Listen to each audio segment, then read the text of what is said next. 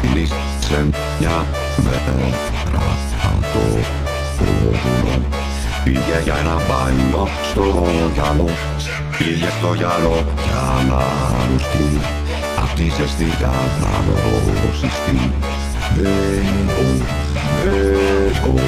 Μα ήτανε η θάλασσα βαθιά και δεν ήξερε να κολυμπά. Κι έτσι με την πρώτη την βουτιά κόλλησε στου πάτου τα νερά.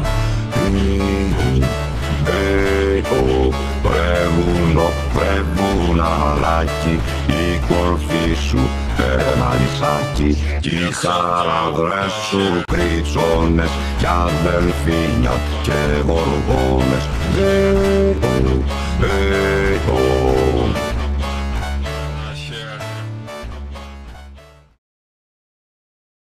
Κίνησε μια μέρα το βουνό.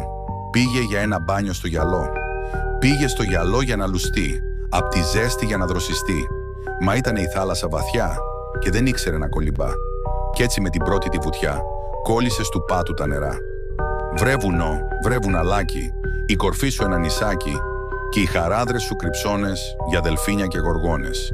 Κι η μαμά του η οροσειρά ράβει 14 πανιά και του στέλνει μια παραγγελιά για να έρθει στο σπίτι του ξανά.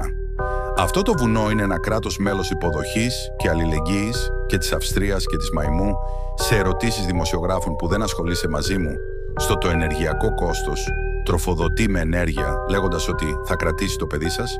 Παρακαλώ λίγο υπομονή. Εντάξει, δεν είναι δυνατή η ανάκτηση της αξιοπιστίας της χώρας. Μαρμελάδα, φράουλα και μπανάνα και ακτινίδιο, το πορτοκάλι και μέλι και κοτόπουλο. Βάλτε κοτομπουκές, το οποίο θα περιλαμβάνει το πρόγραμμα της Εθνικής Τράπεζας της Ελλάδος.